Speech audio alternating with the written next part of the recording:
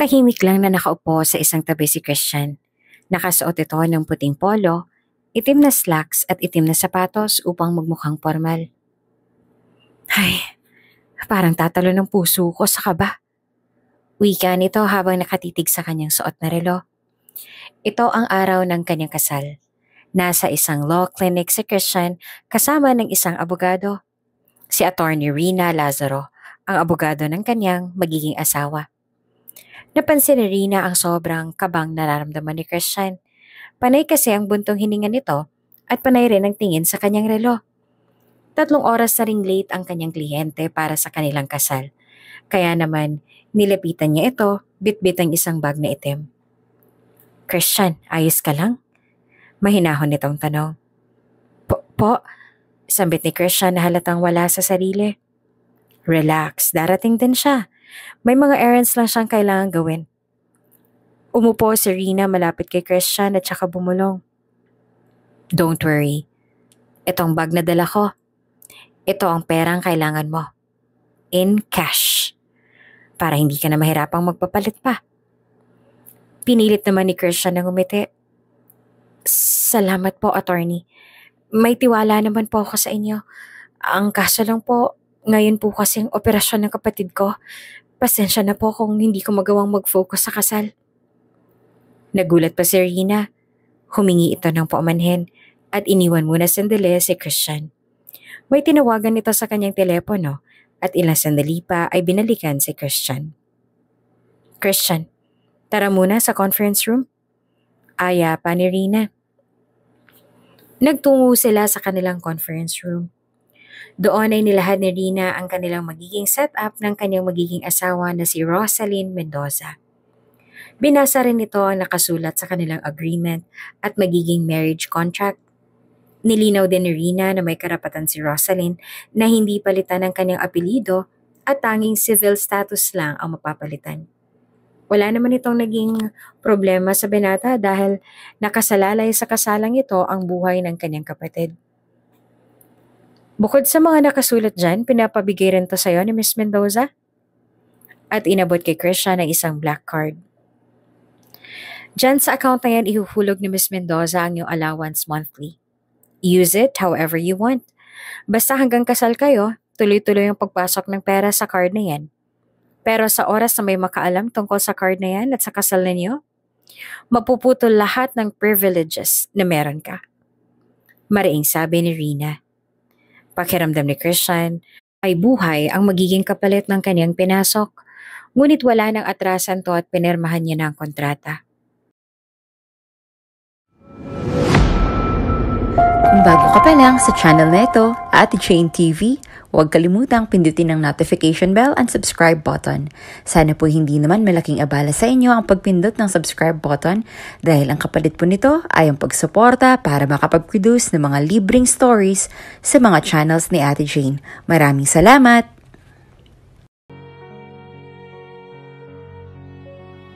Rosalyn Mendoza?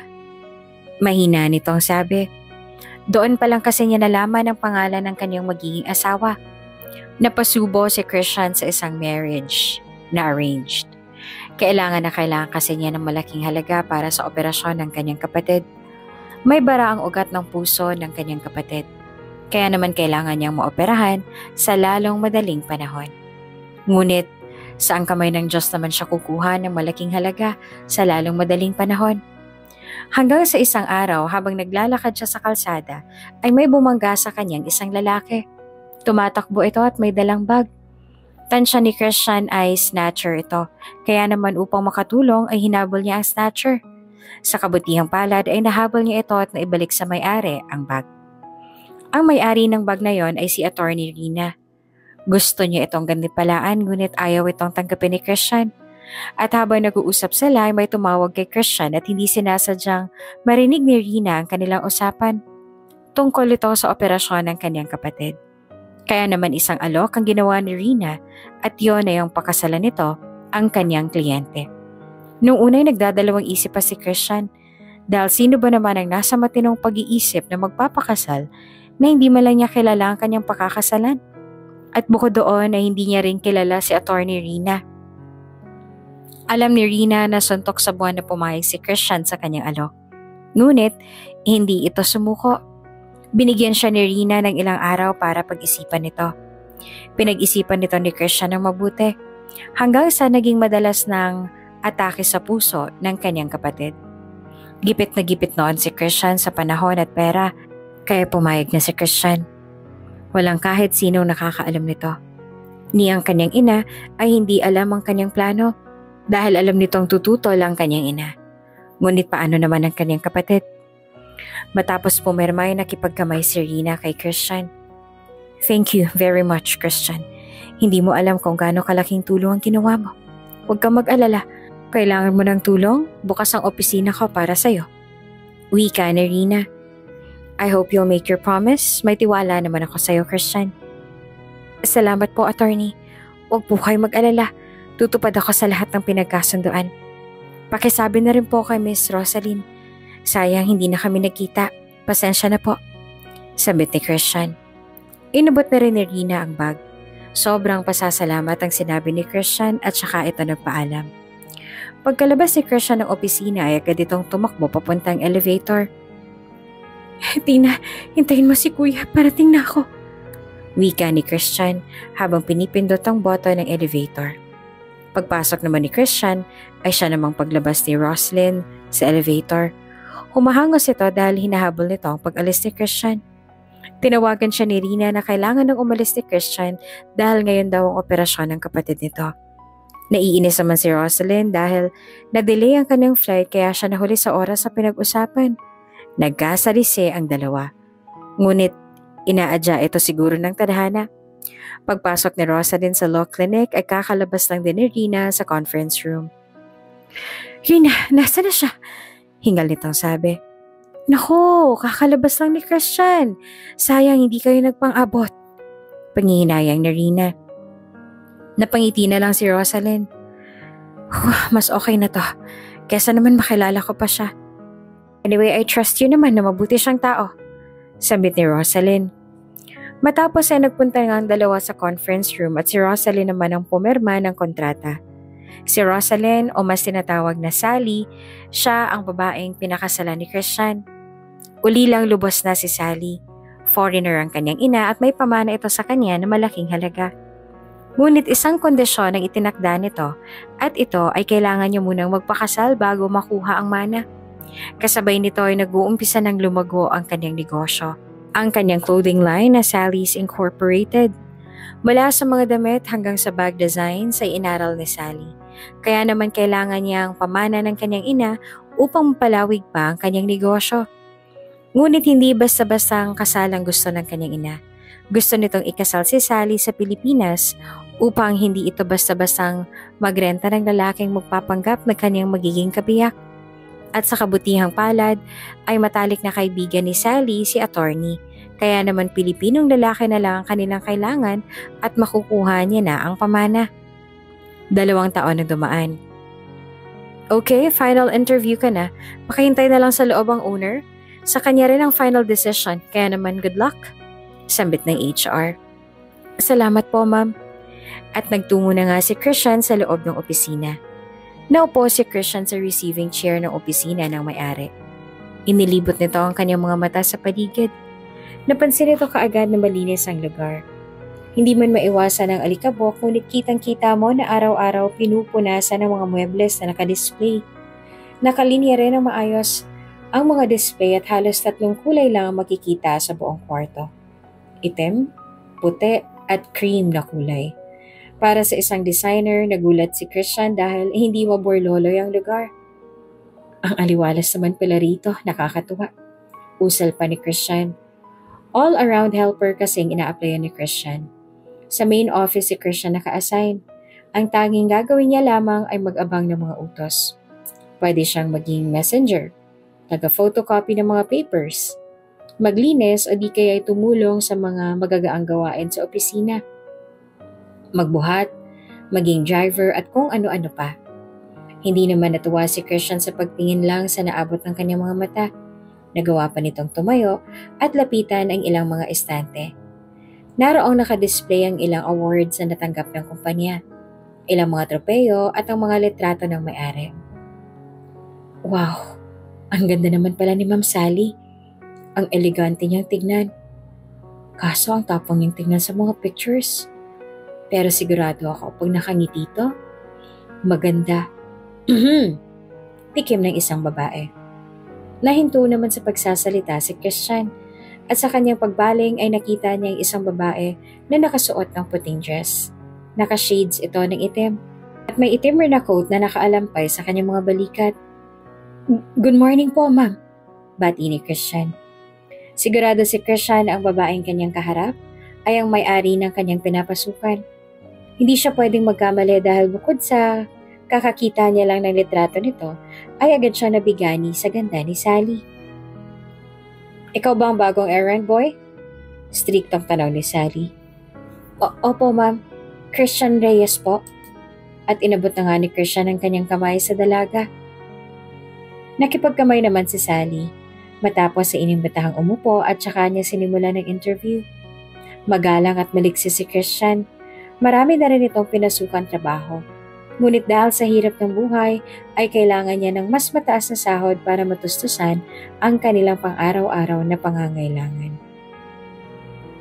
Single or married? Diretsong tanong ni Sally. Hindi naman agad nakapagsalita si Christian. Inaalala nito ang kanyang inilagay sa pinasa niyang resume. Tumaas ang kilay ni Sally. Just to clear things up, mga dalagang kasama mo rito sa opisina ko. For security purposes lang, not the thing you're thinking of. Pinaliwanag ni Sally. Sorry po ma'am, kinakabahan po kasi ako. Sagot pa ni Christian. Ngunit hindi naman nakikipagbiruan si Sally ng mga oras na iyon. At humalukip-kip pa ito, sinyales na seryoso ang kanyang tanong. Single po ma'am. At para lang din po malinaw, trabaho po ang ipinunta ko rito. Kaya makakaasa po kayong purong trabaho po ang gagawin ko. Paglilinaw pa ni Christian. Good. Marami pang tinanong si Sally at nasagot naman ito ng matino ni Christian. Hindi lamang nito maiwasang hindi ma-intimidate sa kanyang boss. Okay then, please get a list of requirements kay Julie. After mong isabit ang lahat ng yon, you may start. Utos ni Sally. Talaga po ma'am? Napatayo po si Christian at hinawakan ng kamay ni Sally. Thank you po ma'am. Pangako po pagbubutihan ko po ang trabaho ko. Maraming salamat po. Okay. Ilang pang sabi ni Sally. Pilit itong binitawan ng kamay ni Christian na para bang nandidire. Masyado kang masaya. Bulong pa ni Sally. Narinig naman ito ni Christian. Opo naman ma'am, may trabaho na po kasi ako. Sino ba naman ang hindi magiging masaya nun? Pinaalis na ni Sally si Christian. Masyado nitong hinihigop ang kanyang enerhiya. Masyadong masaya si Christian dahil may trabaho na siyang muli. Bago umuwi ay dumaan na muna ito ng bangko.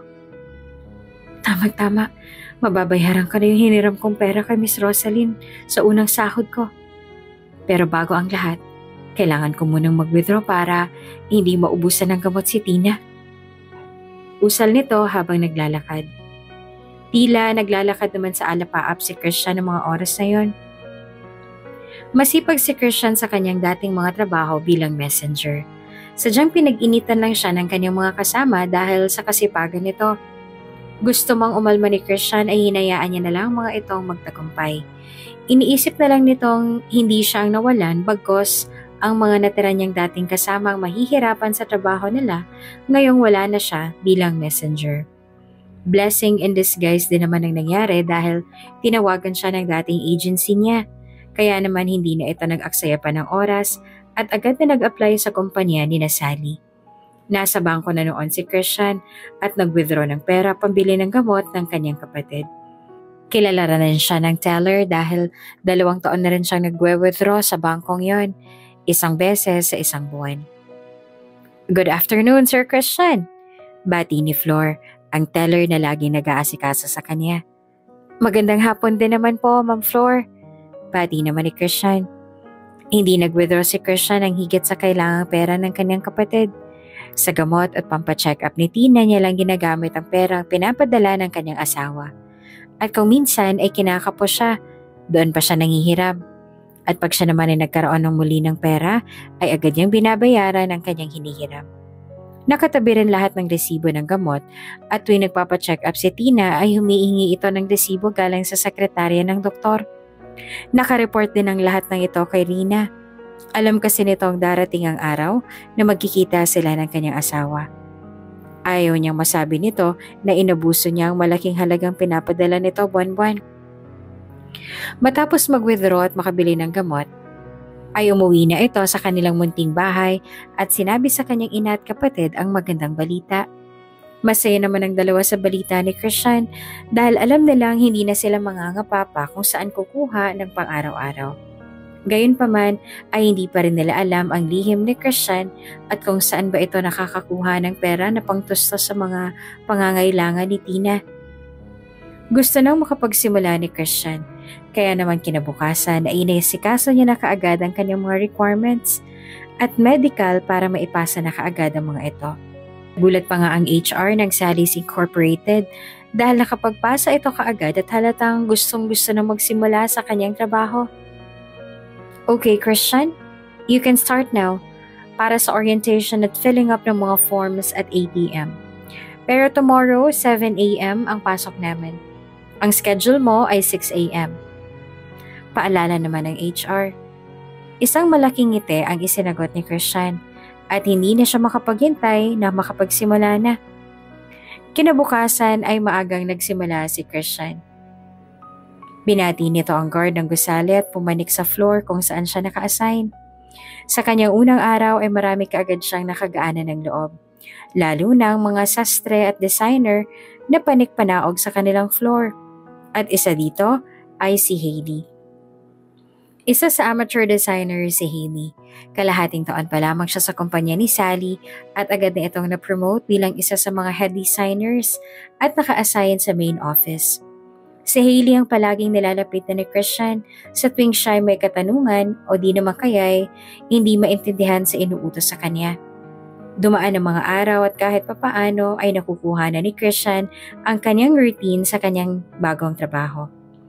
Lunch break noon at magkasamang kumakain si Hailey at Christian. Hailey, gusto mo share tayo sa baong ko? Alok ni Christian. Sige lang, okay na ako dito sa bread. Diet ako eh. Pagtanggi ni Hailey. Habang kumakain na hindi naman naiwasan ni Christian na magtanong. Hailey, ganun ba talaga si Ma'am Sally? Tanong ng binata. Paanong ganon? Balik na tanong naman ni Hailey. Madalas kasing makita ni Christian ang pagiging suplada ni Sally. Hindi ito humingiti kahit binabati na siya ng mga empleyado. Bukod doon ay napaka-perfectionist din ng dalaga. Talagang pinapaulit nito ang tinahing damit pag may nakita itong hindi niya nagustuhan. Halos sabihin nga nitong basurang mga design sa pinaghirapan ng kanyang mga designers kapag hindi ito nakapasa sa kanyang standards. Naawa si Christian sa mga designers at sa strain nagpapasa ng kanilang mga gawa. Ang iba pa rito ay dumidiretso pa ng banyo para mag-blow matapos kausapin si Sally dahil sa sobrang nervyos. Grabe naman kasi ang pagiging stricto ni Ma'am. Naaawa na ako sa inyo. Wika ni Christian. Napangiti na lang si Hailey. Wala ganun talaga. Sinasabi nga nila na swerte na kami dahil nasa isang maganda kaming kumpanya. Isang sikat na kumpanya. Ang hindi nila alam, may parang impyerno ang buhay namin dito. She wants to be the best, not second, third, but only the best. Ang kaso hindi naman kami robot. May damdamin naman kami, napapagod. May pamilyang naghihintay sa pag-uwi. Ang palibasa wala siyang pamilya. Kaya pati tayong empleyado niya, dinadamay niya sa pagiging miserable ng buhay niya. Bigla namang binuhos ni Hailey ang sama ng loob niya sa kanyang boss. Doon napagtanto ni Christian na kaya siguro ganoong kasungit ang kanyang boss dahil ulila na itong lubos. Bakit mo na itanong? May bala ka na bang mag-resign? Tanong ni Hailey. Uy, wala nagtanong lang ako. Sambit naman ni Christian. Weh, natatawang wika naman ni Hailey. Oo nga, naitanong ko lang dahil yun ang napapansin ko. Sagot pa nito. Hindi ba't napagalitan ka rin nung isang araw dahil Nagbaliktad mo yung telang ibibigay sa second floor at sa third floor. Nako, grabe yung sigaw ni Ma'am Sally. Akala ko nga guguho yung building sa sigaw niya sa'yo eh. Kwento pa ni Hailey. Yun ba? Ako naman kasi talagang mali eh. Hindi ko kasi alam yung pagkakaiba ng kulay ng aqua blue sa aqua cyan na yan. Hindi ko nga alam bigkasin yung cyan na yan eh. Itinuro lang sa akin nung isang sastre. Paliwanag ni Christian.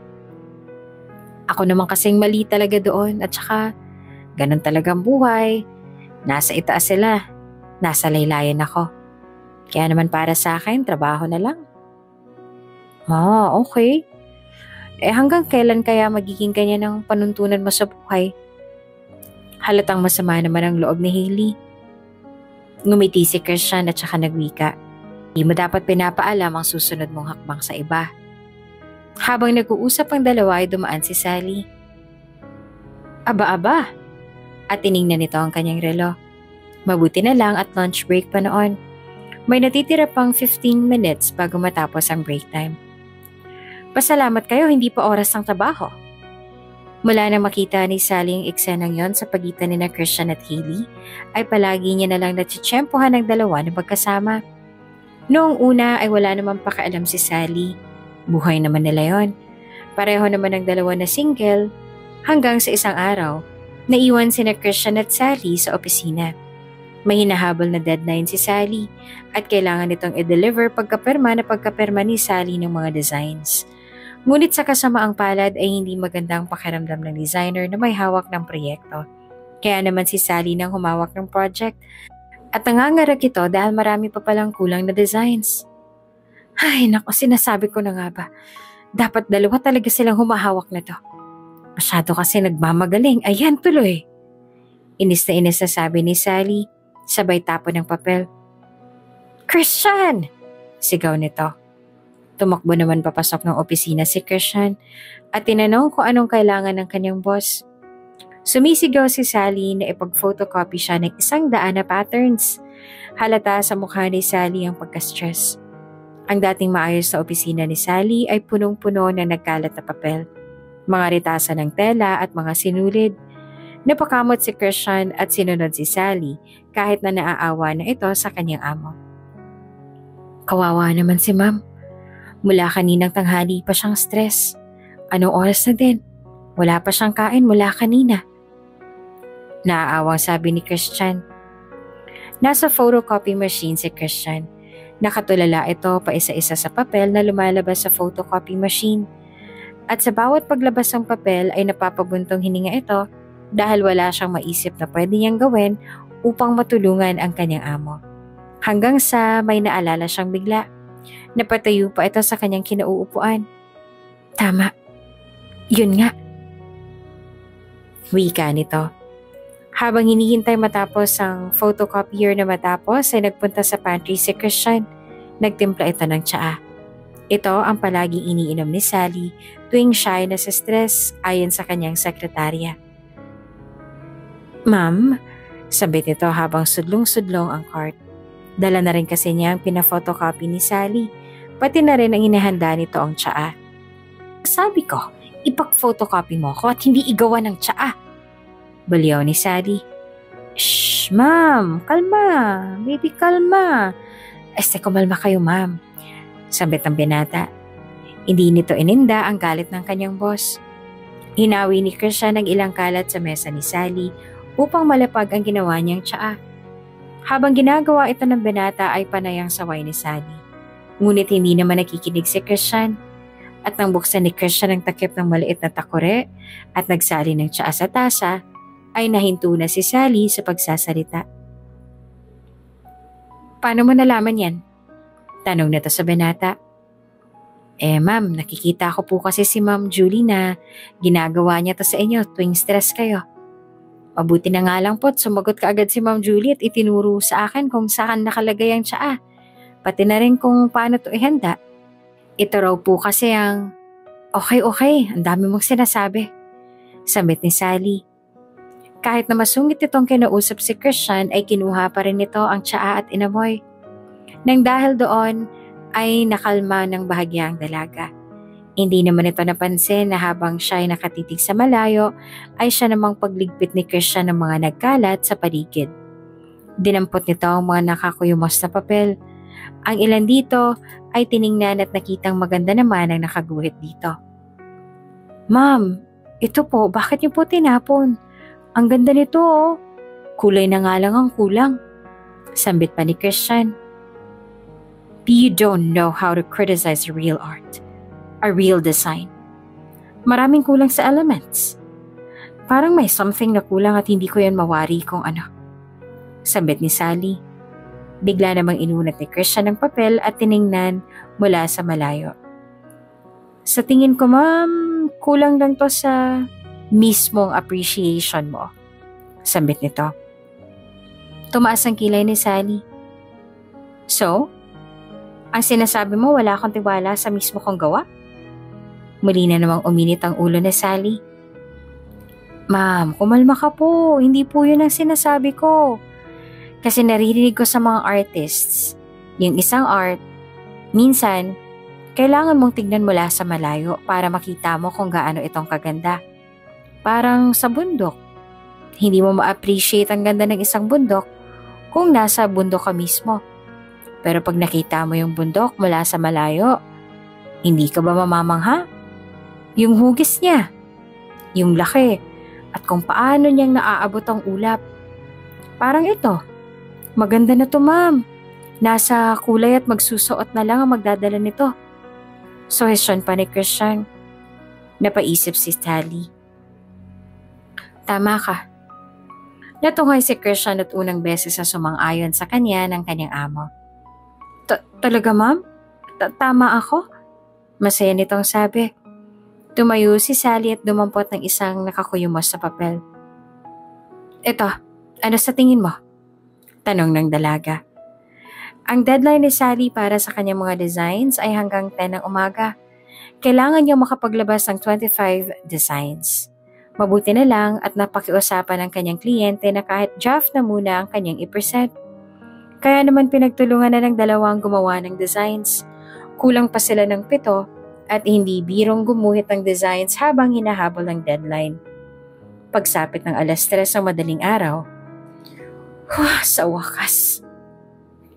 Ani ni Sally na tila ba hapong-hapo na sa kanilang ginagawa.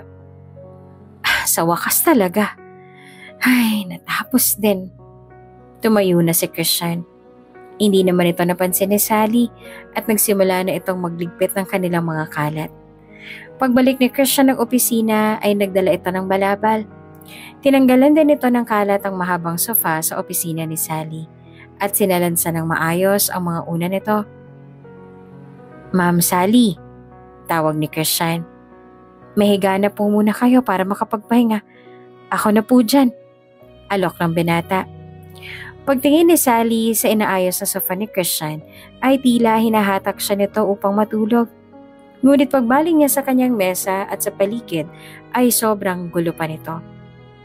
No thanks. If pagod ka na, ikaw, Christian, ano ginagawa mo? Sigaw ni Sally at nagpupumiglas. Binuhat kasi siya ng binata. Ma'am, wag niyo po kayong makulit. Tingnan niyo po yung mga mata ninyo. Nahinto naman si Christian sa pagsasalita nang matitigan ang mapupungay ng mga mata ni Sally. Nakatingin din ng minutong yon si Sally. Bakit? Anong meron sa mga mata ko? Masungit na tanong naman ni Sally. Ang gaganda nila. Seryosong usal ni Christian. Bigla na lang namula si Sally at hinampas ang ubot ng lakas si Christian. Ibaba mo ako, sigaw nito. Natauhan naman si Christian sa kanyang sinabi, ngunit hindi pa rin ito binaba ang dalaga. Ma'am, ibababa lang kita kung papayag kang magpahinga. Mag-power nap ka, ganun. Para bukas pag-present mo ng mga design sa ginawa mo, may energy ka. Sabi ni Christian habang lumalakad papunta sa sofa. Habang sinasabi naman ni Christian ng mga salitang yon, ay bigla namang may naramdaman si Sally.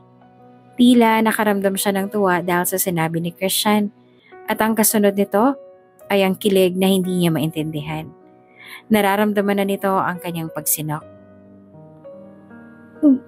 No, it can't be. Sabit nito sa kanyang sarili sabay sinok.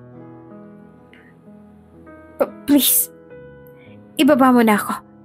Sinisinok pang sabi ni Sally. Naku ma'am, nagnakaw ka po ba ng itlog? Birong sabi ni Christian. Christian! Sigaw ni Sally na may halong pagigigil.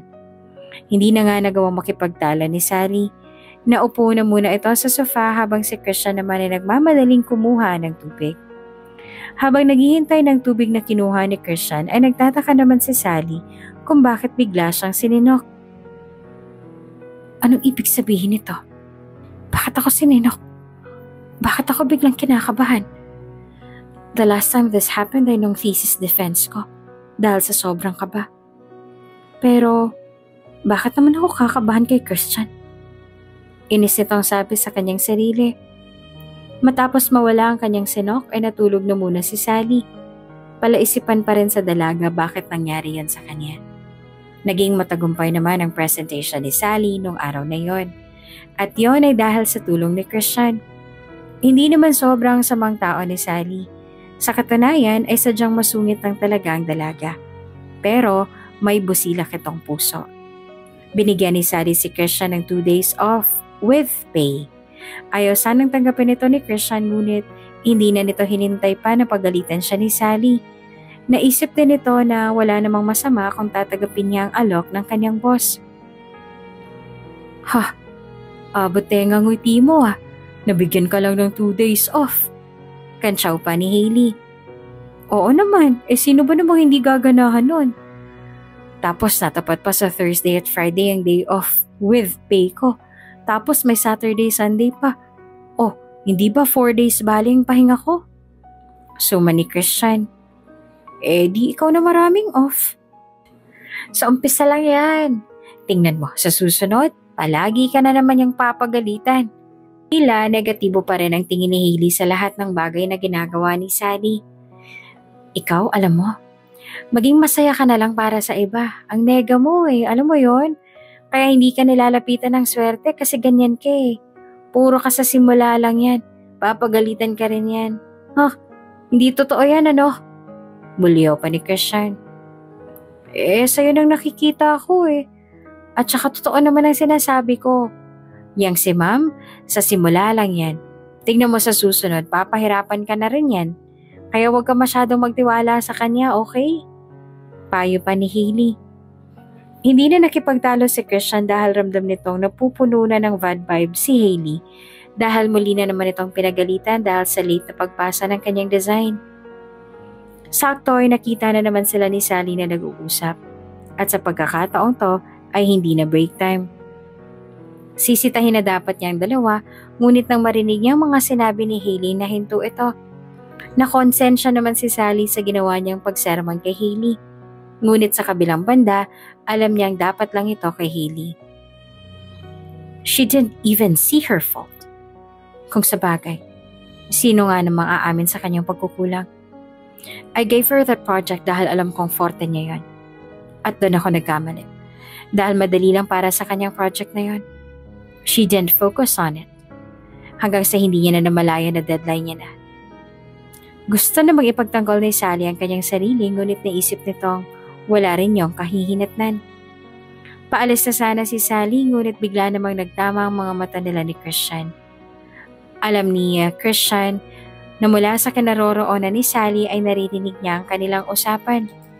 Tila sinasabi ng mga mata nito na alam niya na may dahilan si Sally bakit ganoon na lang niyang kapagalitan si Hailey. Nagkatitigan ng dalawang mabuti na lamang at biglang tumunog ang telepono ni Hailey kaya doon nakatuon ang pansin nito. Oy, Christian nga pala. Nagtataka si Hailey dahil tila may tinitigan si Christian mula sa likuran. Paglingon nito ay wala naman siyang taong nakita. Mabuti na lang at matuling naglakad si Sally at sinundan lang ito ng tingin ni Christian. Sinong tinitingnan mo? May nakikita ka bang hindi ko nakikita? Tanong ni Sally. Wala. Natutulala lang ako. Bakit ba? Sabi ni Christian. Dumaan ang mga araw at naging maganda naman ang daloy ng lahat. Dumaan din ang day off ni Christian At sa pagkawala ni Christian ay hinahanap-hanap naman siya ni Sally. Minsan ay bigla niya itong pinapatawag sa kanyang sekretary. Minsan naman ay tinatawag niya si Christian. Sinasabihan na lang siya ng kanyang mga empleyado naka-off si Christian. Anong nangyayari sa akin? Inisasabi ni Sally. Calm down, Sally. Ano ba kasi yung pinagmamaktol mo at kailangan pa nating magkita? Tanong ni Rina. Gustong ikwento ni Sally ang tungkol kay Christian, ngunit ayaw nitong sabihin ang pangalan ni Christian. Alam kasi nitong iimbestigahan ni Rina si Christian at baka kung ano pang isipin ni Rina. Hindi pa naman kasi sigurado siya sa kanyang nararamdaman, kaya inilihim niya muna ang pangalan ng banata. There's a man who makes me feel like there are butterflies in your stomach? Gummy whenever he's far away? Or you get jealous if there are girls around him? Sunod-sunod na sabi ni Rina. No, not like that. Kinakabahan ako pag andyan siya. To the point na sinisinok ako. Malumanay at nahihiyang sabi ni Sally. Oh, so how's the lucky man? Usisang tanong ni Rina. Hindi naman nagsalita si Sally kahit na anong pilit na Rina. Okay, fine. Kung ayaw mong sabihin, sige, ganito na lang. Ipapaalala ko lang sa'yo, you are married. Kaya adultery yan kung tititigan sa legal matters. Paalala ni Rina. Doon naalala ni Sally na hindi nga talaga sila maaaring magkaroon ng espesyal na pagtitinginan ni Christian. Kahit nasabihin na natin na arranged marriage lang kasal ng kanyang asawa. Sa mata ng batas ay kasal pa rin sila. Bukod doon ay kasal din si Christian. Napag-alaman ni Sally ang tungkol dito nang minsang tiningnan niya ang profile ni Christian at nakita niya ang civil status nito sa mga legal papers sa kanyang pinasa ay married. I know. Buti na lang pinaalala mo sa akin ang tungkol dyan. Bigla namang nalungkot si Sally at naalala ang pinakasalan niya 2 taon na ang nakakalipas. Di ko ba naman kasi alam sa'yo bakit ayaw mo pa makipagkita sa kanya? Ang bait-bait pa naman ni Christian. Gwapo, gentleman, at higit sa lahat, handa kang ipagtanggol. Yung tipong handang makipagsapakan para sa'yo. Halata naman sa boses ni Rina ang kilig. Noong mga unang buwan kasi matapos ang kasal ni na Christian at Sally, ay palaging dumadaan si Christian sa law clinic ni Rina. May dalang mga kakanin o hindi naman kaya munting regalo para sa kanyang asawa. Lalo na sa mga espesyal na okasyon. Gusto rin sanang malaman ni Christian kung kailan ang kaarawan ni Sally, ngunit ayaw itong ipaalam ng dalaga. Nakakarating naman kay Sally ang mga bagay-bagay na ibinibigay ni Christian, ngunit wala talagang interes ang dalaga sa mga ito. Kaya naman, pinahinto ng dalaga ang ginagawa ni Christian sa kanya. Alam mo ba, sobrang lungkot ni Christian nung pinatigil mo siya magdala ng mga regalo. Sabi pa niya, yun na lang daw kasi ang paraan niya para makabawi sa laki ng tulong na ginawa mo. Ayan tuloy, minsan na lang siyang pumunta sa law clinic. Ang sasarap pa naman ng mga kakanin na palagi niyang dala. Hinaing ni Rina. Halos lumubog si Sally dahil sa pangongonsensya ni Rina. Sa totoo lang, ay ayaw pang magpakasal noon ni Sally. Wala lang talaga siyang choice noon. At isa pa, iniisip ni Sally na baka kung ano pang isipin sa kanya ni Christian, na masyado na siyang desperada kaya siya nagpakasal na lang kung kanino. Maswerte lang siya dahil tunay na mabait na tao ang kanya napiling mapangasawa. Ngunit hanggang doon na lang yon. Iniisip na lang ni Sally na nagdo-donate siya buwan-buwan ng isang charity work, pambawi sa kanyang mga kasalanan na pagsigaw sa kanyang mga empleyado. Oy, di ka na kumikibo dyan? Tanong ni Rina. Gusto ko siyang makita. Biglang sabi ni Sally. Halos mabuga naman ni Rina ang kanyang iniinom na juice. Ano sabi mo? Ang sabi ko gusto ko makita si Christian. Ani ni Sally na walang halong pag-aalinlangan. Talaga? Gusto mong makita si Christian? Gulat na sabi ni Rina. Tumango naman si Sally. Yes, I want to see him. For the past 2 years, hindi naman niya ako binigyan ng sakit ng ulo. And besides, hindi naman siya abusado. I always check his bank account at nagugulat ako kasi hindi naman niya wini-withdraw lahat ng perang pinapadala ko. Nagtataka nga ako kung bakit. Pero hindi ko na lang tinatanong sa'yo. See, I told you, Christian is a nice man. Hindi siya abusado. Ani ni Rina, at marami pang bagay itong sinabi kay Sally. Halatang botong-boto si Rina kay Christian para sa kanyang kaibigan. Kumbinsido si Sally na gusto niyang makita ang kanyang asawa. Ginawa niya ito upang mawaksi sa kanyang isipan si Christian na kanyang empleyado. Hindi naman nagtaka si Sally na makagpapangalan si Christian na kanyang asawa at Christian na kanyang empleyado. Palasak na pangalan na Christian, lalo na ang apelidong Reyes. Iniisip na lang nitong pagkakataon lang ang lahat. Inihingi ni Sally ang numero ni Christian. Gusto rin sana nitong hingin ang address nito, ngunit hindi na alam ni Rina ang address ng bagong inuupahan ng binata. Matapos ang pagkikitang yon ng magkaibigan ay hindi na nawala pa sa isipan ni Sally si Christian. Bago ito matulog ay nakatitig ito sa numero ni Christian. Iniisip nito kung ano kayang itsura nito. Moreno ba ito o tisoy? Matangos kayang ilong nito? Sinong mas matangkad sa kanilang dalawa? Siya ba o si Christian? Samot-saring imahe ng lalaki ang naiisip ni Sally ng mga oras na yon. Hanggang sa hindi nito sinasadya na mapindot ang call. Nang makita ni Sally na nag-connect ang tawag ay nanlaki ang mga mata nito at napatayo sa kama. No! No! No! Sigaw nito at hindi alam ang gagawin. Wait, paano nga ba mag-end ng call? Tarantang sabi ng dalaga. Bago pa man mapindot ni Sally ang end call ay bigla namang may nagsalita sa kabilang linya. Hello? Sabit nito. Isang boses ng lalaki ang narinig ni Sally at sigurado itong si Christian niyon. Malalim ng gabi at sino ba naman ang tao ngayon na hindi kalapit ang kanyang telepono sa pagtulog? No! Sigaw ni Sally at pinatay ang tawag. Magdamag iisip ni Sally ang nangyari kaya naman pumasok ito na puyat na puyat. Good morning, ma'am. Bati ni Christian. Morning. Matamlay nitong sagot. Pwede pong pakitimpla ako ng kape? Utos ng dalaga. Sige po, ma'am. Ipagtitimpla kita ng kape. Yung pwede kang ipaglaban.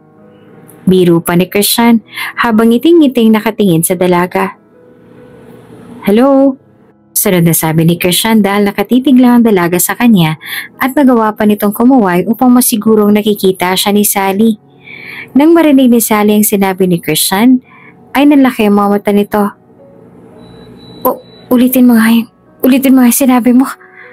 Nagulat si Christian sa naging reaksyon ni Sally. Ma'am? Alin po doon? Yung hello. Bika ni Sally. Inulit-ulit ni Christian ang pagsasabi ng hello. Pero sa pagkakataong yon, naiba na ang boses ni Christian. Naging conscious na kasi ito sa pagsasalita. Nang marinig ni Sally sa pangalawang beses ang pag-hello ni Christian, ay halata sa mukha ng dalaga ang pagkadismaya. Ano ba, Sally? Lahat ng tao nagsasabi sa'yo ng hello, aakalain mo si Christian na asawa mo? You're getting weird. Wika pa ng dalaga sa kanyang sarili. Talaga atang pinaglalaroan ng tadhana ang dalawa dahil hindi lang si Sally ang natutuliro upang malaman kung sino nga ba ang kanyang asawa.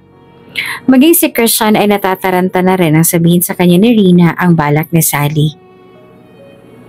Mrs. Rosalie Mendoza wants to see you, sabi ni Rina. Nakita ang dalawa sa isang coffee shop.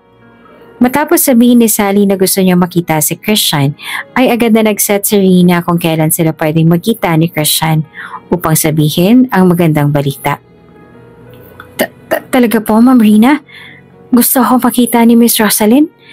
Nako, excited naman po ako. Kailan po? Kitang-kita sa mga mata ni Christian ang pagningning. Ayun ang hindi ko alam. Siya lang nakakaalam kung kailan.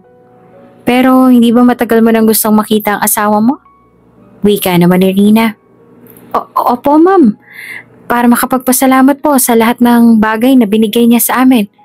Hulog kasi siya ng langit para sa akin. Ani ni Christian. Bago maghiwalay ang dalawa ay binigyan ni Christian si Rina ng suman na gawa ng kanyang ina. Isa para sa kanya at isa para sa kanyang asawa na si Sally. Sana po magustuhan ni Miss Rosaline yung bigay ko. Biglaan po kasi yung pagkikita natin kaya hindi po namin napaghandaan. Usal ni Christian. Hindi naman nabigo si Christian at nakarating kay Sally ang mga suman. Nang gabi ring yon ay dinaan ni Rina ang mga ito kay Sally. Bagamat hindi mahilig si Sally sa suman ay hindi naman niya tinanggihan ang bigay ni Christian. Sally, come to think of it.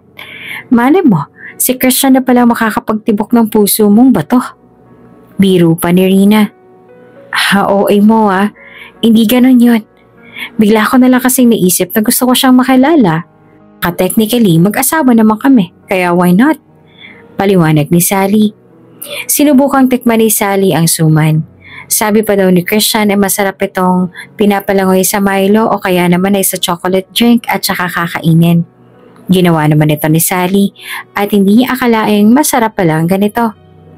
Kinabukasan hanggang sa opisina ay dala-dala ni Sally ang suman. Wala pala kaming chocolate drink dito sa pantry. Asar na sabi ni Sally. Maaga kasi itong pumasok ng araw na yon. Sinubukan ulit nitong maghanap ngunit wala talaga siyang makitang chocolate drink. Lumabas tuloy itong malungkot sa kanilang pantry. Ma'am, good morning po. Masayang bati ni Christian. Mataas ang enerhiya ng binata dahil sa ibinalita sa kanya ni Rina. Nagulat naman si Sally. Hindi niya dapat ito papansinin ngunit naisip nitong utusan si Christian na bumili ng Milo o chocolate drink. Ma'am, nagaganon pala kayo? Tanong naman ng binata. It's none of your business. At bakit? Hindi ba ako pwedeng uminom ng ganon? Masungit nitong sabi. Umagang-umagay nasisinghalan siya ni Sally. Subalit hindi pa rin maalis sa mga labi ni Christian ang ngiti. Hindi nito iniinda ang kasungitan ng kanyang boss.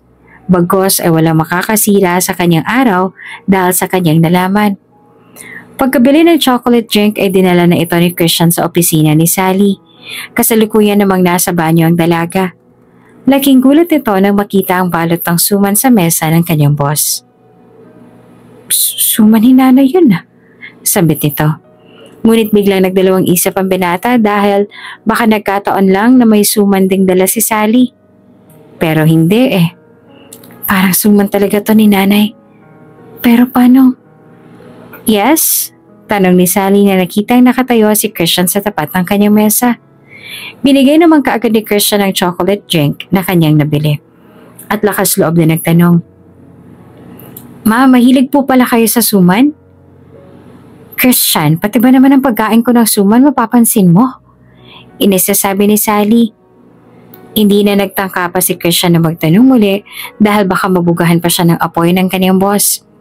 Ngunit sadyang mapaglaro ang tadhana dahil minsan na namang muntika ng malaman ng dalawa ang kanilang tunay na kaugnayan sa isa't isa.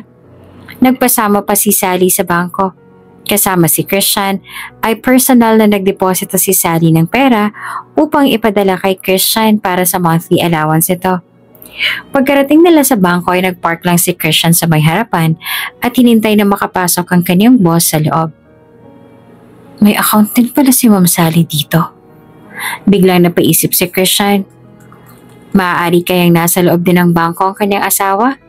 Dahil sa ganitong araw din nag-notif sa kanyang bangko na hinulugan na ang kanyang asawa ang kanyang bank account. Ilang sandali pa nga ay nag-notif na nga ang bangko sa kanya. Bigla namang kinabahan si Christian. Hindi na ito nag-atubiling pumasok sa loob. Inilibot ang kanyang mga mata at hinanap si Flor, ang teller na kanyang laging kausap. Nang nakita nito si Flor, agad itong tinanong kung sino ang nag-assist sa teller kay Rosalie Mendoza. Mabilis namang napagkausapan si Flor dahil iilan lang naman ang customers ng araw na iyon. Christian, nasa window 3 daw. Pabulong na sagot ni Flor. Agad na pinuntahan ni Christian ang window 3. Good morning po, sir. Bati ng teller. Miss? Si Miss Rosalie Mendoza, nakita niyo po ba siya? Dito daw po kasi yung window kung saan siya nagdeposito. Nagmamadaling tanong ni Christian. Ay sir, kakaalis niya lang po. Sabit ng teller. Nanlumo naman si Christian at lumabas ng bangko na nakasimangot. Christian, where have you been? Sigaw ni Sally. Sa loob po, ma'am. Akala ko po kasi makikita ko na siya. Malungkot itong sabi. Sino? Pagtataka naman ni Sally. Yung babaeng nagpabago ng buhay ko. Sambit naman ni Binata. Muntik-muntik nang malaman ng dalawa kung sino talaga sila, ngunit hindi ito pinahintulutan ng tadhana. Dahil sa sobrang panghihinayang ay nalungkot si Christian. Akala niya ay makikita niya ng kanyang asawa, ngunit hindi naman ito nangyari. Nahalata naman ito ni Sally at gustong usisain kung bakit. Pero hindi nito alam kung papaano. Nakabalik na ang dalawa sa opisina at hindi pa rin nanunumbalik ang sigla ng Binata. Pero sabi niya yung babae nagpabago ng buhay niya. Wika nito habang tinatanaw si Christian mula sa malayo. Sally, what's happening to you? May asawa ka na, remember? And so is he. And that is a major red flag. May asawa na siya and then may hinahanap pa siyang babae? Wake up! Hindi porket mabait siya, gentleman at maalalahanin, a joker, ay babaliwalain mo na yung red flag niya. Kaya naman ibilaling na lang ni Sally ang kanyang atensyon sa kanyang trabaho at pinagplanuhan kung kailan sila magkikita ng kanyang asawang si Christian. Isang gabi patulog na sana ang dalaga, ngunit ginagambala siya ng kanyang isipan at inuudyo ka na kumilos na siya para magkita sila ng kanyang asawa. Tanging si Sally na lang ang makakapag-decide kung kailan sila magkikita dahil siya lang naman ang may access ng komunikasyon nila ni Christian. Okay. Sige. Tatawagan ko na siya. Hinanap ni Sally ang numero ni Christian. Kasabay ng pagpindot ng call button ay pumikit ito. Tanging ang tunog lang ng kanyang telepono nagbibigay sa kanya ng hudyat na sinagot na ito ni Christian. Hello? Isang boses ng lalaki ang sumagot. Boses ito ng lalaking sumagot noong hindi sinasadyang tawagan ni Sally si Christian. Hello? Christian. Formal ang boses ng dalaga. Tila nasa meeting ang tono ng boses nito. It's me, Rosalind. When are you free? I want to meet you. Yes, I'm free. Anytime. Anywhere. Kahit ora mismo. Nasasabik pang sagot ni Christian. Okay then, let's meet this week. I'll message you the details. Thank you and good evening. Sabay baba ng telepono. Miss Ro... Ay, namatay na. Ani ni Christian dahil naibaba na ng kanyang asawa ang tawag. Pero, this is it, pansit. Makikita ako ng asawa ko. Napalukso pa sa kanyang kama ang Binata at sumayaw sa tuwa. Hindi naman nakatulog si Christian dahil sa tawag na iyon. Nagawa niyang maglinis ng kanilang bahay para mapagod lang siya at makatulog. Pakiramdam niya ay punong-puno siya ng enerhiya at gusto nang pihitin ang oras. Panay din ang tingin nito sa kanyang telepono upang abangan ang text ni Sally. Kinaumagahan, tila zombie na ang mata ni Christian dahil sa puyat. Par, anong nangyari sa'yo? Tanong ni Renz. Si Renz ay kaibigan ni Christian. Kasabay niya itong bumiyahe papasok sa kanilang trabaho. Wala, napuyat lang par. Si Lenny? Tanong ni Christian. Ay, ayun, puyat din. Paano? Hiniwalayan na naman ang boyfriend niya. Pumunta nga raw tayo mamaya sa kanila para samahan siya sa pagluluksa niya. Ani ni Renz. Pumayag naman si Christian. Wala naman kasi siyang balak sa gabing yon at hindi pa rin naman nagte-text sa kanya ang kanyang asawa. Ang hindi alam ni Christian, ang pagsama pala niya sa kanyang kaibigan ng gabing yon ay magdadala sa kanya sa kapahamakan. Sumapit na ang uwian at napag-usapan ng magkaibigan na maghintayan na lang sila sa sasakayan pauwi sa kanila at sabay ni silang pumunta kina Lenny. Christian, i-drop off na kita sa sasakayan. Alok ni Sally.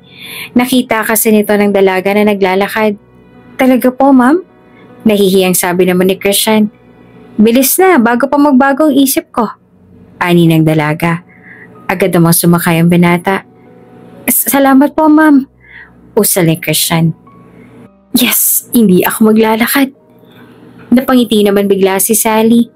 Malayo rin kasing lalakarin papuntang sakayan. Ngunit laking gulat ni Sally dahil bigla naman siyang kinilig. Nang makita ang tuwang-tuwa si Christian sa kanyang ginawa.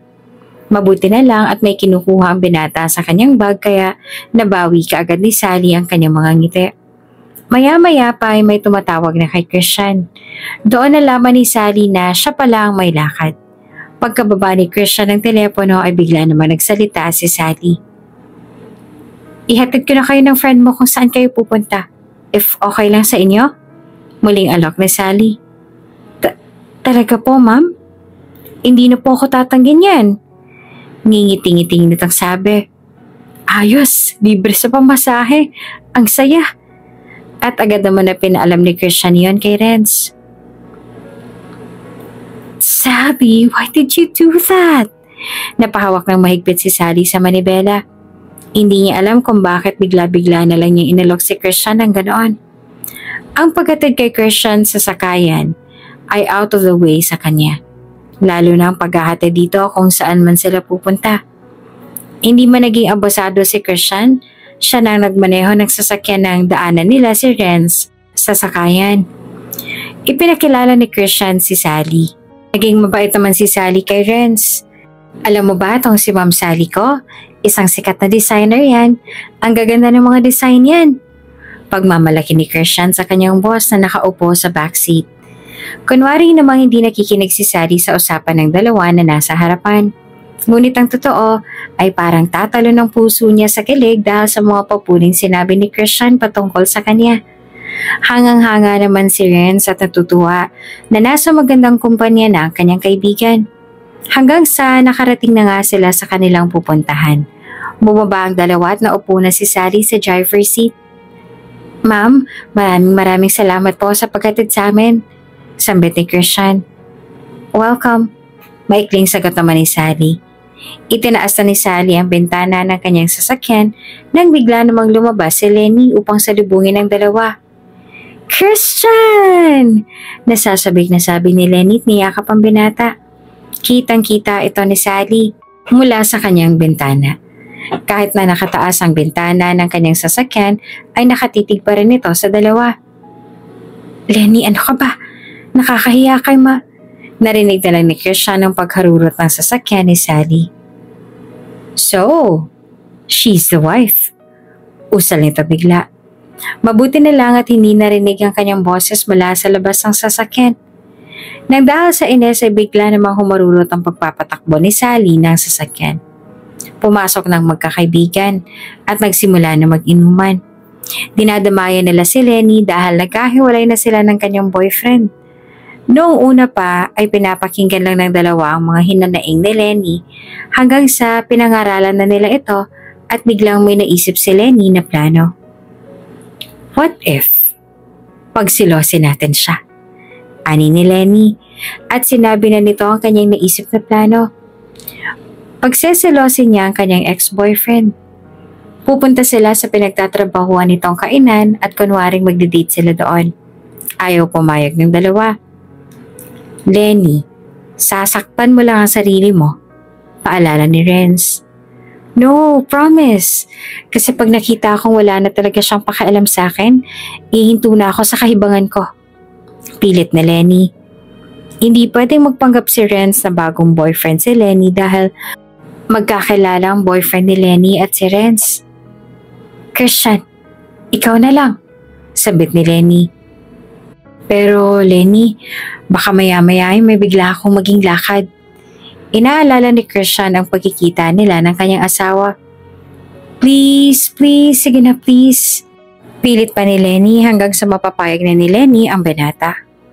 Okay, this weekend, okay? Saturday night, huwag kang mag-alala. Ako na magbabayad ng dinner natin. I promise. At sinuhulan pa nito ang kanyang kaibigan. Habang nagluluto ng kanilang pulutan si Lenny ay nagkwentuhan naman ang magkaibigan. Par, may gusto ka ba sa boss niyo? Diretsong tanong ni Renz. Par, saan mo naman napulot yan? Sabay inom ng alak. Par, kilala kita. Inside and out, ano ka ba? Mula kinder hanggang college, magkasanggahan na tayo. Yang simpleng pagkislap naman ng mga mata mo, hindi ko mahahalata na may gusto ka sa boss mo. Mariing sabi ni Renz. Napailing naman si Christian. Oo pare. May gusto na ako kay Ma'am Sally. Kaso ano ka ba? Yung mga tulad dating nasa laylayan ng Pilipinas. Hanggang pangarap lang naman na mapansin ng isang katulad niya.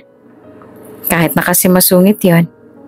Ewan ko ba, iba yung dating niya sa akin. Paliwanag ni Christian. Hay nako par, may tama ka na nga talaga sa boss mo. Natatawang sabi pa ni Renz. Tumawa na lang din si Christian. Ngunit may isa pa itong inaalala. Kasal siya kay Rosalyn at ayaw niyang mabastos ang kanyang asawa, kaya naman hanggat maaari ay iniiwasan niyang lumalim ang pagtingin niya sa kanyang boss na si Sally. Samantala, kasalukuyan namang pauwi na si Sally sa kanyang bahay. Wala itong pinansin sa kanyang mga kasambahay, wala rin itong ganang kumain. Dumiretso ito sa kanyang kwarto. Pagkatapos niya magpalit ng damit, ay agad itong humiga sa kanyang kama. I knew it. He is a cheater. Fake people always wear sheep's clothes. Hindi mawawaglit sa isipan ng dalaga ang kanyang nakita. Ang buong akala niya ay matinong lalaki si Christian. Ngunit nagkakamali pala ito sa kanyang akala. Unang-una, he is married. But he lied to the people around him. Ipupusta ko sa office. He will say he is single. Kung sa akin nga nagsinungaling siya, sa iba pa kaya? Ito namang si Hailey nagpapauto sa lalaking yun. Second, he is having an affair to a woman in the bank? Nanggigigil pa si Sally habang sinasabi ito sa kanyang sarili habang nakahiga. Ay, ewan ko ba kung bakit kasi hinatid ko pa siya. Para tuloy akong sinampal na. Ay, may asawa na yung tao. Gusto mong lalaki, may asawa na rin. At ikaw may asawa ka rin. Hindi man aminin ni Sally ay apektado siya sa kanyang mga nakita. Ang buong akala niya ay asawa ni Christian ang yumakap sa kanya kanina. Inis na inis ito sa hindi malamang dahilan. Hanggang sa isang text message ang kanyang natanggap. Good evening po, Miss Rosalyn. Ako to si Christian. Tatanungin ko lang sana kung nagustuhan niyo po yung suman. Pasensya na po kung suman lang napadala ko. Huwag po kayo mag-alala. Sa susunod po yung paborito niyo na pong red velvet cupcakes. Good night po. Oh my, I totally forgot. Christian, my husband. Ani ni Sally. Dumating na nga ang araw ng Sabado. Walang pasok noon si Christian at tuloy-tuloy na ang kanilang plano. Hindi pa rin nagsasabi si Sally kung kailan sila magkikita. Lenny, talaga bang kailangan ganyan kakaklingi? Tanong ni Christian. At talagang kailangan bagong haircut? Grabe ang makeup pa, muntik na kitang hindi makilala. Para kasing linta si Lenny kung makadikit sa kanya ng oras na yon. Abay, oo naman.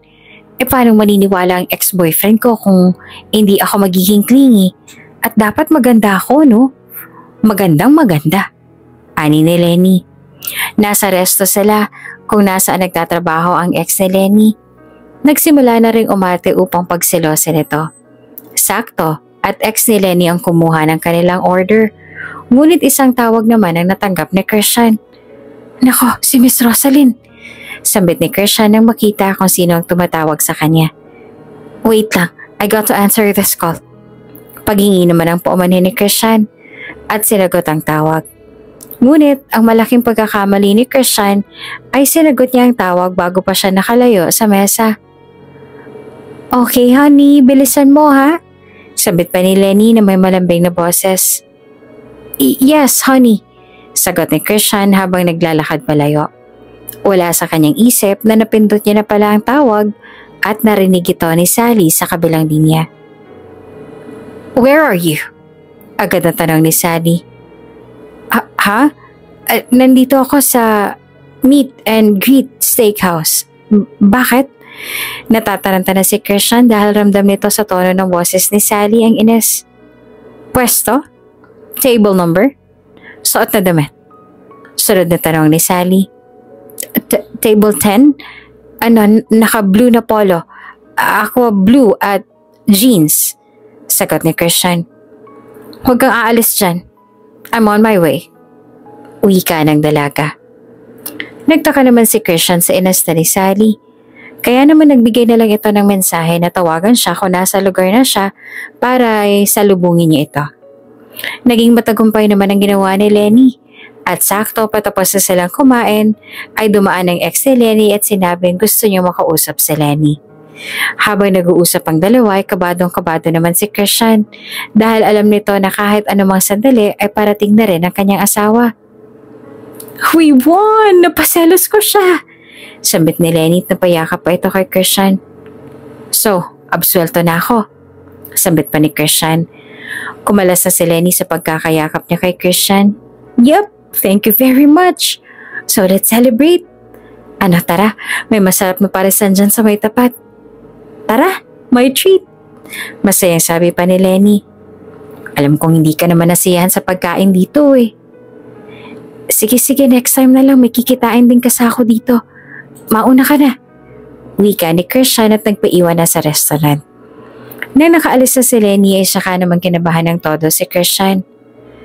Ay, buti naman at sariling buhay ko nang aatupagin ko. Nako, wala pa naman akong dalang kahit ano para kay Miss Rosaline. Nasa na kaya siya? Alam niya kaya ang lugar na to? Tanong ni Christian sa kanyang sarili.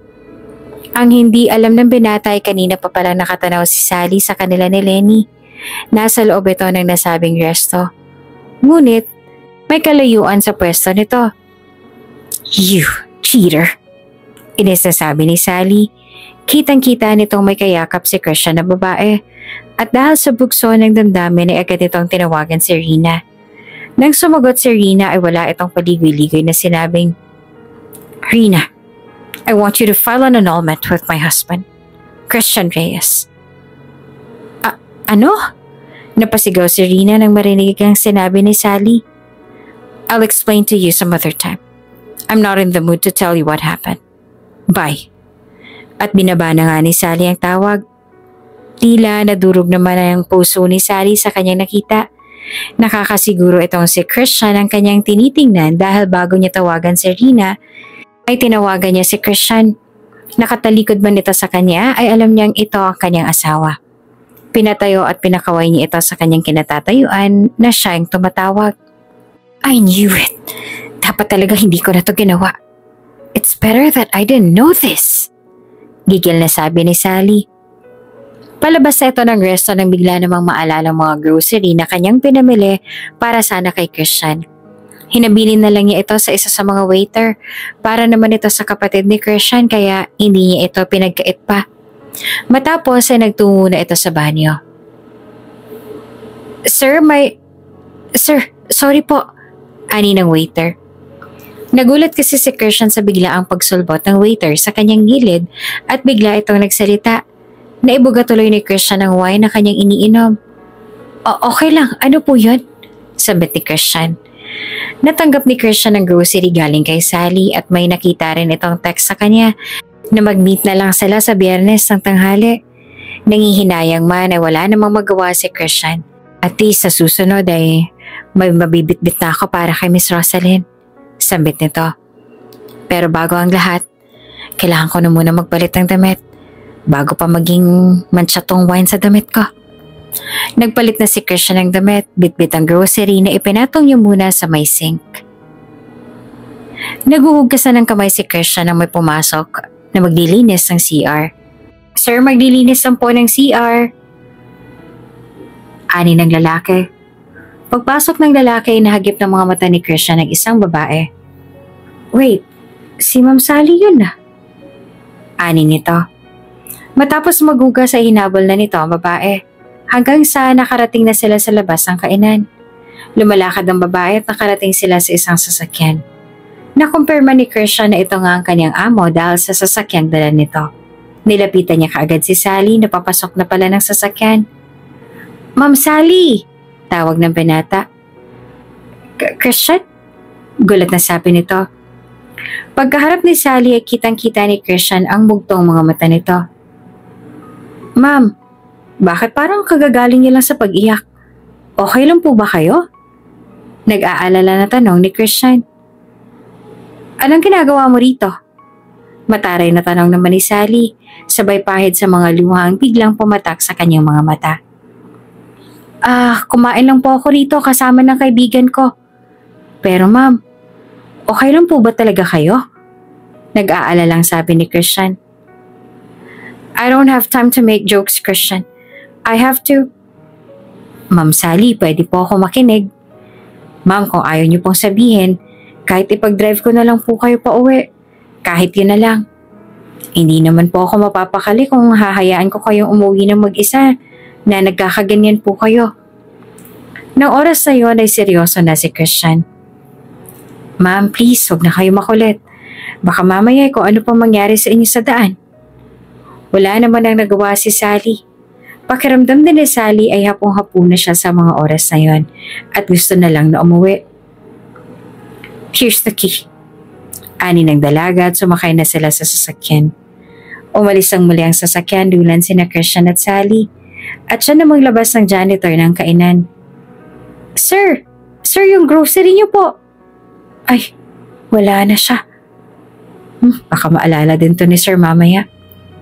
Pero pagbukas wala pang nag-cling. Okay na to, sabit ng janitor. Nalimutan ni Christian ang bit-bit niyang grocery dahil sa paghabol nito kay Sally. Habang nagmamaneho ay hindi naman maiwasan ni Christian na magtanong. Ma'am, ayos lang po ba talaga kayo? Ulit na tanong ni Christian. I said I'm fine. Galit nitong sabi. Sa likuran ni Sally nakaupo, nakatingin ito sa may bintana at ayaw tingnan si Christian. Bukod sa magkapangalan na sila ng kanyang asawa, ay isa rin si Christian sa mga lalaking manloloko sa paningin ng dalaga. Panay pa rin ang pagtulo ng luha ng dalaga na nakakadagdag sa inis nito. I'm fine pero tumutulo naman ang luha ninyo. Ani ni Christian. I'm fine. Pinagbibigyan na kita, so mag-drive ka na lang dyan. Galit ng tono ng boses ni Sally. Subalit hindi pa rin sumusuko si Christian at gusto nitong malaman kung bakit ba malungkot ang kanyang amo. Simula nagtulungan niya ito sa pagdadesign ng gabing yon ay nagkaroon ng lugar sa puso ni Christian si Sally. Sabi ni Christian sa kanyang sarili na hanggat kaya niya ay tutulungan niya si Sally kahit sa anong paraan, kahit sa pinakamaliit na paraan. At kung wala na lang siyang asawa, maaaring mas malalim pa ang pagtingin niya sa dalaga. Subalit katulad ni Sally, pinipigilan din ni Christian ang kanyang sarili dahil alam niyang labag sa batas kung iibig siya sa iba dahil siya ay may asawa na. Kahit nasabihin na sa papel lang sila mag-asawa at wala talagang koneksyon sa isa't isa, ay ayaw ni Christian na gumawa ng kahit anong ikagagalit ng kanyang asawa. Sobrang naiinis na nga si Sally, ngunit kahit na ganun pa man ay hindi pa rin siya tinatantanan ni Christian. Hanggang sa sinabi niya na ang kanyang problema. Okay, fine. You want the truth? I saw my man having an affair. Ano, masaya ka na? Sabi ni Sally. It's too personal to tell you the details, kaya please lang manahimik ka na dyan at mag-drive ka na lang. Man? Nang marinig ito ni Christian ay may tumarak sa kanyang puso. Happy? You know what, you have nothing to do with those, kaya mag-drive ka na lang. Ani ni Sally. Nanliit naman si Christian sa kanyang narinig. Nilamon siya ng lungkot. Opo, ma'am. Wala nang nasabi si Christian at nanahimik na lamang. Dinamdam ng dalawa ang nangyari nung gabing yon. Dinamdam ni Sally ang kanyang nakita. Dinamdam rin ni Christian ang kanyang nalaman. What? May ibang babae si Christian? Imposible. Nung sinabi ko sa kanya na gusto mo siyang makita, sobrang saya niya kaya. And for the past 2 years, he has been very faithful, ano? Gulat na gulat si Rina nang malaman ang nangyari. How can you prove that? Matamlay na tanong naman ni Sally. I always check on him. Pinapaimbestigahan ko siya at pinapasundan. Iyon. Pag-amin pa ni Rina. Pero ngayon hindi na. Kasi napatunayan ko na that he is okay. Dagdag pa nito. What? You have been stalking him? Bulalas pa ni Sally. No, that's not the term. Pinaiimbestigahan ko siya to make sure na kung magiging kayo nga ay okay talaga siya. Hindi mo napapansin na boto ako sa kanya. You know me, sigurista ako at sigurado akong okay si Christian. Walang sabit. Perfect for you. Paninindigan pa ni Rina ang kanyang mga sinabi. Hanggang sa pinakwento nito kay Sally ang mga nangyari mula umpisa at natawa ito sa naging konklusyon ng kanyang kaibigan. Tawang-tawa si Rina sa kanyang naririnig mula kay Sally. Halatang nasasaktan si Sally ng sobra at umiyak itong muli. So, you concluded na siya yung lalaki kahit nakatalikod siya? Nakasiguro kang siya yon kasi lahat ng pinapagawa mo sa kanya nung tumawag kay ginawa niya? You didn't even look at his face. Tapos nakita mo lang na may yumakap. Annulment na kaagad? Kahit na hindi mo nga siya kinumpronta. Sally, what's happening to you? Napaka-impulsive mo talagang magdesisyon. Tanong ni Rina. Yes, I'm sure sa mga nakikita ko. At saka I've heard them call names. Naniniwala ako sa woman instinct, ano? Ay basta, gawin mo na lang pinapagawa ko. Tapos, end of conversation. Mariing sabi ni Sally. Bilang abogado ay kailangan sumunod ni Rina sa kanyang kliyente. Hi, I thought naging kupido na ako sa aking kaibigan. Nagdala pa pala ako ng heartbreak sa kanya. I'm sorry my dear friend. Sambit ni Rina sa kanyang sarili. Hindi naman pinaglaruan ng tadhana ang mga pangyayari sa pagitan ni Christian at Sally ay nasuspende naman si Hailey ng isang linggo. Bukod kasi sa pagliban nito sa trabaho ay madalas namumula na rin ang kanyang record dahil sa kanyang pagiging date. Sumama ang loob ni Hailey ng dahil dito ngunit wala naman siyang magagawa. Nakakainis. Kasalanan ko bang puyat ako dahil sa mga pinapagawa niya? Palibhasa pagkatapos namin mag-design, taga-reject lang ang trabaho niya. Kahit kinder kayang gawin ang ginagawa niya nakaupo lang maghapon. Hinain ni Hailey sa kanyang kaibigan na si Kathy. Kawawa naman ang friend ko. Sabi ko naman kasi sa'yo, diba? Lumipat ka na sa amin. I promise, hindi mo ulit madadanasan yan. Alok pa ni Kathy. We have teamwork. At saka mababait ang boss namin. Nagtatrabaho si Kathy sa katunggaling clothing line ng kumpanya ni Sally. At kahit nasa magkatunggaling kumpanya, nagtatrabaho ang magkaibigan ay hindi ito hadlang sa kanilang madalas na pagkikita. Subalit pansin ni Kathy na madalas nang hinaing ni Hailey sa kanyang boss na si Sally at kinuha niya itong pagkakataon upang mauusan ng kanyang pinapasukan ang kumpanya ni Sally. Pero bago ka lumipat, may ipapagawa muna kami sa'yo. Sambit ni Kathy na nakangiti. Wala namang pag-aalilangang pumayag si Hailey sa ipinagawa ni Kathy. Kapalit ng mataas na posisyon at mas maraming benefits. Nasilaw si Hailey sa pera. Kahit hindi nito iniisip ang kanyang mga pagkukulang at mga baluktot na katwiran na tinutuwid lang ni Sally para sa kanya. Walang kamalay-malay ang dalaga na may ahas na pala sa kanyang kumpanya. Kahit na ginagawa lang ni Sally ang kanyang trabaho, pero pagsusungit at galit lang niya ang nakikita ni Hailey. Hindi na ito tumatanaw ng utang loob sa mga bagay na ibinibigay ni Sally at mga oportunidad na nakalaan sa kanya. Hindi lang si Sally ang ginugulo ng problema, kundi pati na rin si Christian. Dahil nalaman nitong may nobyo na pala ang kanyang boss na kanyang lihim na iniibig.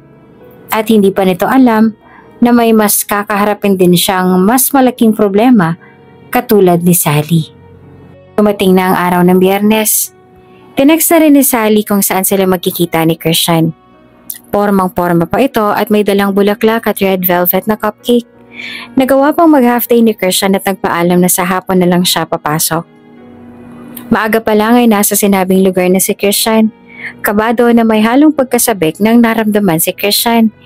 Iniisip nito kaya siguro pinakmukha na sa kanya ng tadhana na may nobyo na ang kanyang boss upang itoon na lang niya ang kanyang pagtingin sa kanyang asawa. Ito ang itinatak ni Christian sa kanyang isipan habang naghihintay ito. Ngunit hindi si Rosalie nang dumating. Kung hindi, si Rina. Hi! Bati ni Rina. Hi po ma'am. Tugon ni Christian. Ma'am, si Miss Rosalyn po? Tanong ni Christian. Agad na nakita ni Rina ang bulaklak na hawak ni Christian at ang kahon ng red velvet na cupcake. Nadurog naman ang puso ni Rina dahil siya ang magsasabi ng masamang balita sa binata. Hindi naman maiwasan ni Rina ang pagbuntong hininga dahil nasasaktan siya kaagad para kay Christian. I'm so sorry, but she's not coming. At nandito ako para ibigay ang papel na to. Sabay abot ng papel. Bigla namang kumabog ang dibdib ni Christian. May kutob na ito sa maaaring nilalaman ng papel. Ngunit umaasa itong hindi iyon yun. Subalit kahit na hindi niya basahin ang nakasaad sa papel, ay nakita niya kaagad ang heading ng mga dokumentong dala ni Rina. Napatingin ito kay Rina at hindi makapagsalita. I'm sorry, but my client wants to file an annulment. Malungkot na sabi ni Rina. Po? Gulat na sabi ni Christian. I don't know why. Last time she was so excited to see you. And then last Saturday, she was so mad. Kitang-kita sa mukha ni Rina na ayaw niya ring gawin ang utos ni Sally. Ngunit kahit kaibigan niya ang dalaga, business is business. At client niya pa rin si Sally. Nanahimik na lang si Christian. Gulong-gulo ang kanyang isip. Bakit nagkakagano na lang bigla ang lahat? Nasasabik pa naman siyang makilala ang kanyang asawa upang sana'y makapagpasalamat at makilala ito. Maraming gustong sabihin si Christian sa kanyang asawa.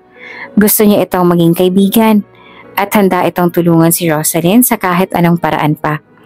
Ngunit hindi pa man sila nagkikita ay kailangan na nilang maghiwalay. I'm very sorry, Christian. But don't worry. You don't need to find an attorney. Kami na rin ang bahala. From the start naman, it's been an arranged marriage, hindi ba?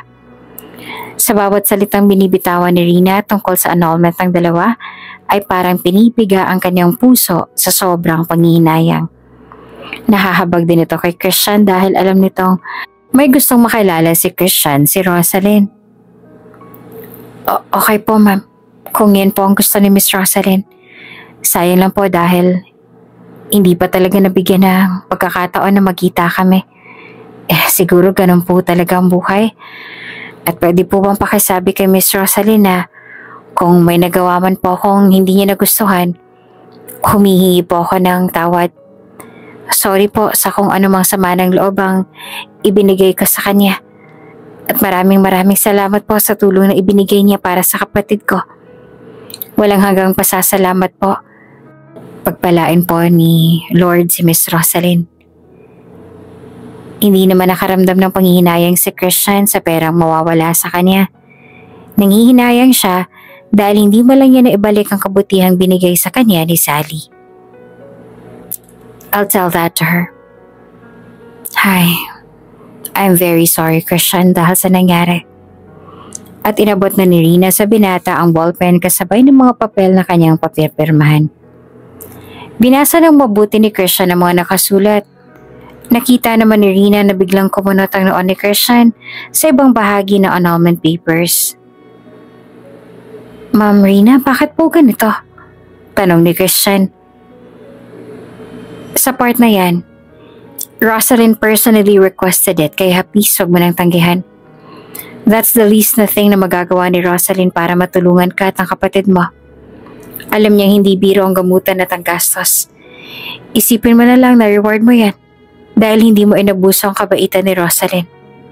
Paliwanag ni Rina. Nakalagay kasi sa dokumento na hindi pa rin ihihinto ng dalaga ang sustento, ngunit hindi na ito nakapangalan sa kanya. Kung hindi, nakapangalan na ito sa kanyang kapatid na si Tina. Hindi na rin ihuhulog ni Sally sa bangko ang pera. Bagkos ay diretso na sa ospital, babayaran ang lahat ng kailangan, pati na rin ang mga gamot ng kanyang kapatid. Lubos na rin ang pasasalamat ni Christian kay Sally. Maraming salamat pa rin po ma'am. Naiiyak na rin na sabi ni Christian. You deserve this, Christian. Yun na lang ang nasabi ni Rina. Nalungkot man si Rina sa pagsasara ng kabanata ni na Christian at Sally, ay masaya pa rin ito dahil matutulungan pa rin nila ang kapatid ni Christian. Kahit na ang buong akala ni Sally ay niloko siya ni Christian. Hindi naman maiwasan ni Christian ang lubos na kalangkutan. Ngunit wala siyang karapatang magmukmok. Kailangan niyang ipagpatuloy ang kanyang buhay at maniwala na lilipas din ang lahat ng sakit na kanyang nararamdaman. Samantala, sa opisina, hinahanap ni Sally si Christian. Nasaan si Christian? Tanong ni Sally kay Julie. Kasalukuyan namang binabasa ni Julie ang schedule ni Sally para sa araw na iyon. Nang biglang hanapin ni Sally ang binata, napahawak ito sa kanyang bibig at tila may naaalala. Tumaas ang kilay ni Sally at hinintay si Julie na magsalita. Tumayo naman ang maayos si Julie at tinanggal ang kamay sa kanyang bibig. Naku po ma'am, sorry. Nawala sa isip kong sabihin sa inyo na nagpaalam po pala si Christian nung Tuesday. Mag-half day siya ngayon.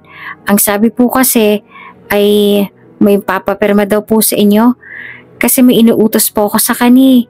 Hanggang sa nawala po sa isip ko yung leave form niya. Detalyadong paliwanag ni Julie. Halata namang natatakot si Julie sa maaaring sabihin ni Sally dahil sa kanyang kasalanan. Ma'am, wala pong kasalanan si Christian. Nag-file po siya ng maaga. Ako po yung hindi nakapapapirma sa inyo. Dagdag pa nito. At agad niyang kinuha ni Sally ang leave form ni Christian na may pirma. May magagawa pa ba ako? Singal na sabi ni Sally. Next time, please inform me ahead of time. Paano kung i-disapprove ka tong leave na to? Anong gagawin mo? Panakot pa ni Sally. Napakagat na lamang ng kanyang labi si Julie. Binasa ni Sally ang dahilan ni Christian sa leave form. Matapos ay handa na itong pirmahan ng papel nang bigla itong nahinto. Anong araw pa ngayon? Tanong nito. Friday po, ma'am. Sagot ni Julie. Ngayon din pala yung araw na ibibigay ni Rina ang papers kay Christian na asawa ko. Sabi nito sa kanyang sarili. I hope it goes well. Matapos pumirma ay bumaling si Sally kay Julie. Papuntahin mo rito si Christian pagkarating niya. Seryosong utos ni Sally. Okay po ma'am. Tago naman ni Julie. Inabangan talaga ni Julie si Christian sa pagdating nito. Kinakabahan kasi si Julie dahil sa nagawa niyang kasalanan. Nasa pinto pa lang si Christian ay sinalubong na siya kaagad ni Julie. At ikinwento ang nangyari. Okay lang yon, ani ni Christian at dumiretso na kay Sally. Nagulat naman si Julie na wala siyang nakita ang kaba sa mukha ni Christian at nangibabaw ang lungkot nito. Okay lang kaya siya? Sabit ni Julie habang sinusundan ng tingin si Christian papasok ng opisina. Tumatakbo sa isipan ni Christian na wala nang masasakit pa sa mga nangyayari sa kanya kaninang umaga. Kaya hindi niya naiindahin ang galit ng kanyang boss. Ngunit nagkamali si Christian dahil hindi siya pinagalitan ni Sally. Inutusan lang siyang samahan si Hailey para mamili ng tela para sa darating nilang launching ng bago nilang mga designs. Agad namang pinuntahan ni Christian si Hailey at ilang sandali pa pumunta na sila sa bilihan ng tela. Para mabilis tayo, ito yung listahan ng mga tela. Tinuruan na kitang pumili ng magandang klase ng tela, hindi ba? Tapos may nakadikit naman diyang sample. I-compare mo na lang din sila para hindi ka magkamali ng kulay. Tapos doon naman ako sa mga beads at accessories. Utos pa ni Hailey. Mabilis naman nakuha ni Christian ang utos ni Hailey. At makalipas ang 2 oras ay natapos na si Christian sa pagpili ng tela. Pupuntahan niya na sana si Hailey para ipacheck ang mga telang kanyang nakuha, ngunit may kausap itong isang babae. Hindi naman ito sinasadyang marinig ang usapan ng dalawa. Ano, nakuha mo na ba? Tanong ng babaeng kausap nito.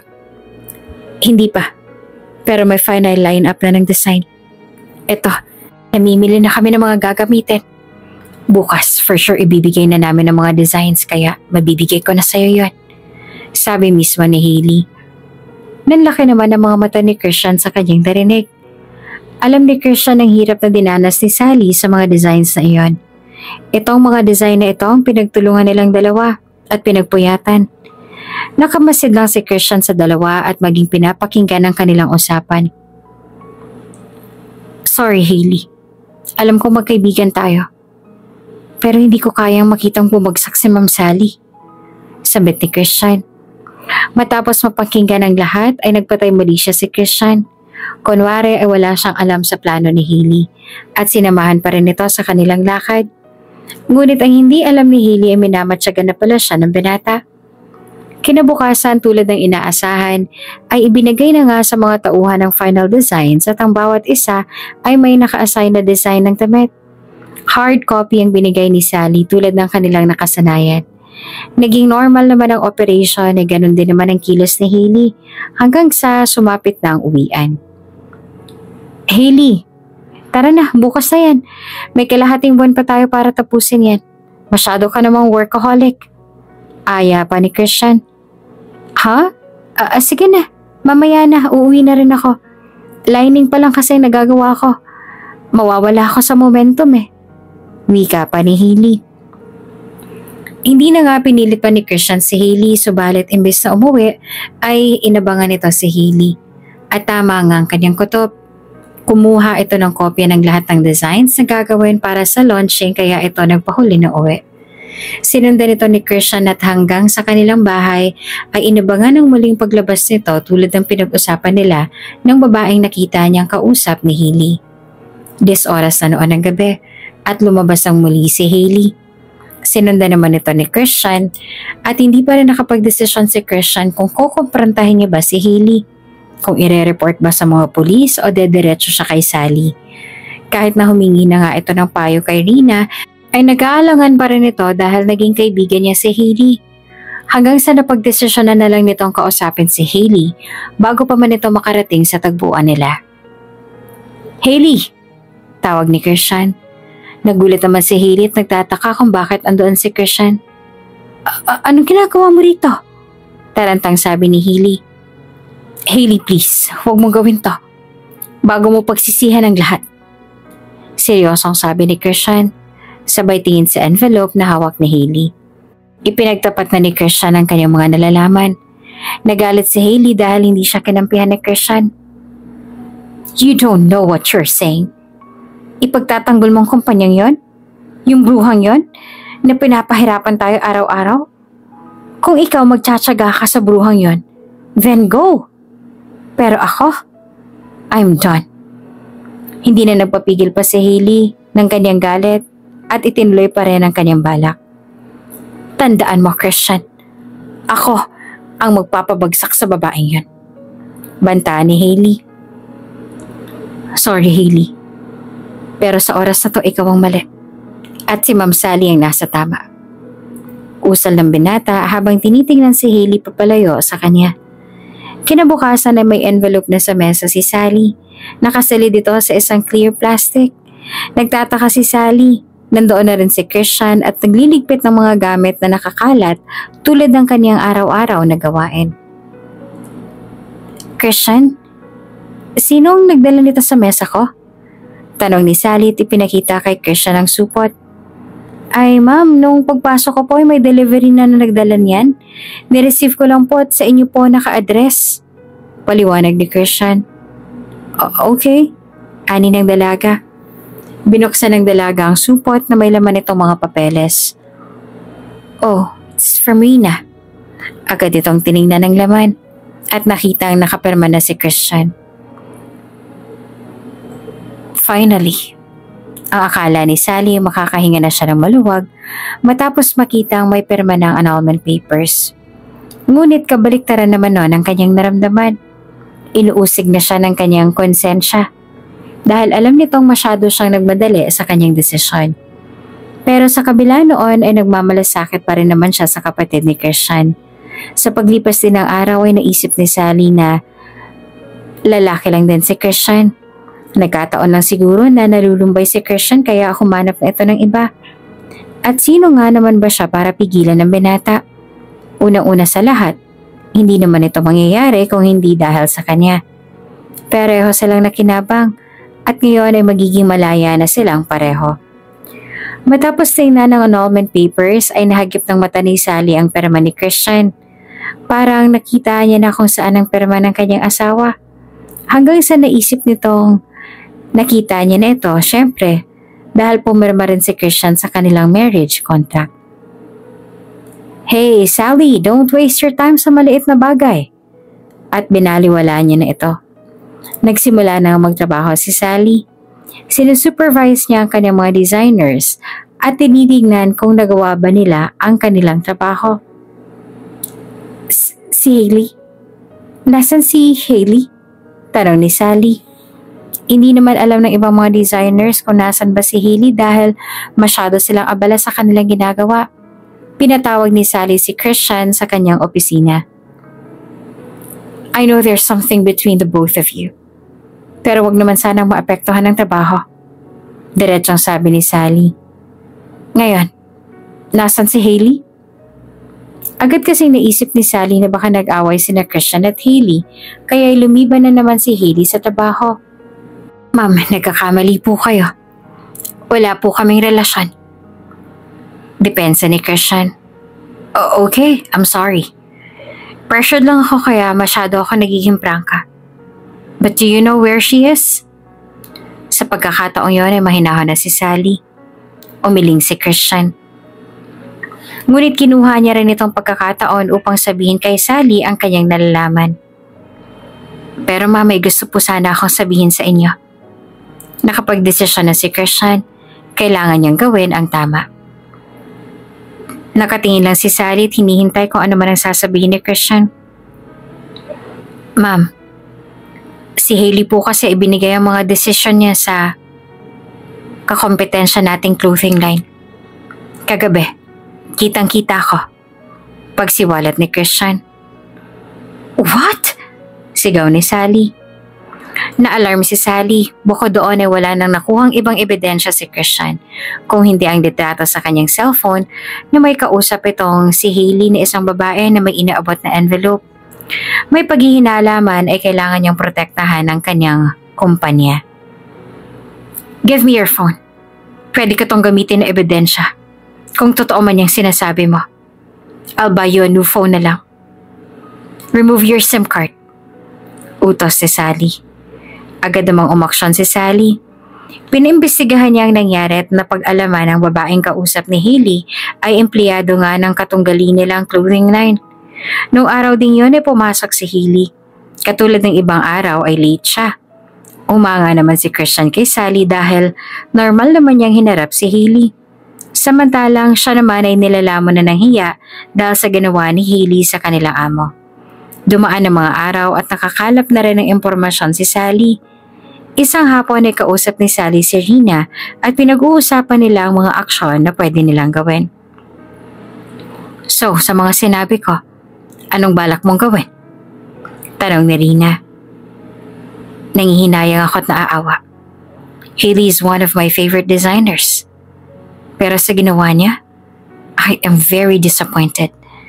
At sisiguraduhin kong lahat ng trader sa kumpanya ko ay maaalis. Mariing sabi ni Sally.